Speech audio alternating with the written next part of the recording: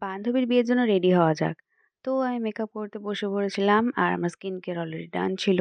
ফার্স্টে আমি স্টার্ট করলাম ফিটমির প্রাইমার দিয়ে। অ্যান্ড প্রাইমারের পর আমি কনসিলার ইউজ করে নিচ্ছি সুইস বিউটির। আমার স্কিন টোনের সাথে যাবে এরকম শেডই ইউজ করেছি। অ্যান্ড কনসিলারের পর আমি নিয়ে নিচ্ছি ফাউন্ডেশন, এটাও ফিটমির ফাউন্ডেশন। অ্যান্ড ফাউন্ডেশনটা ভালো করে অ্যাপ্লাই করার পর আমি সেটিং স্প্রে ইউজ করে নিচ্ছি। অ্যান্ড সেটিং স্প্রেটা ড্রাই করে নেওয়ার পরে আমি আমার কাজলটা ড্র করে নিচ্ছি।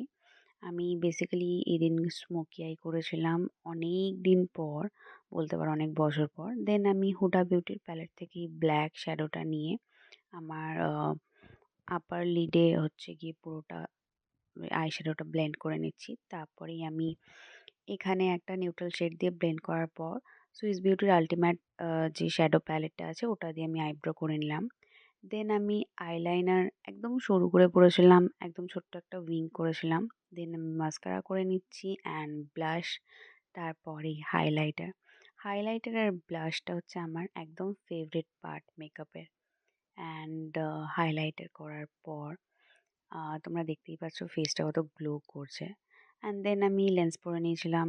জেনারেলি আমি লেন্স পরতে খুব একটা প্রবলেম হয় না আমার ক্ষেত্রে। অ্যান্ড মেকআপ করলে লেন্স পরতে আমার ভীষণই ভালো লাগে। আর আমি খুব পছন্দও করি। আর মেকআপের সাথে লেন্সটা খুব ভালো যায়ও। এখানে আমি লিপস্টিক ইউজ করছি মার্সের পপস্টার। রক ক্যান্ডি কিছু একটা শেড ছিল, এক্স্যাক্ট আমার মনে পড়ছে না। অ্যান্ড এই ছিল আমার লুক। শাড়ি পরে আমি রেডি হয়ে গেছি। আর বাকি আমি হেয়ারে কিছু করার মতন টাইম ছিল না আমার। তো জাস্ট ওয়াশ করার পর আমার হেয়ারটা ড্রাই করে আমার ঠিক এরমভাবে হেয়ারটা মানে লাগছিল দেখতে। কোনো কোম্ব নয়, কিছু না।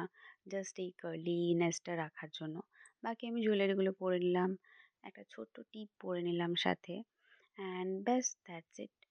লুকটা কেমন লাগলো তোমরা জানিও। আশা করি তোমাদের ভালো লাগবে। খুবই কম স্টেপ ইউজ করে আমি মেকআপ করার চেষ্টা করি। তোমরা কমেন্টে জানিও তোমাদের কেমন লাগলো। টাটা।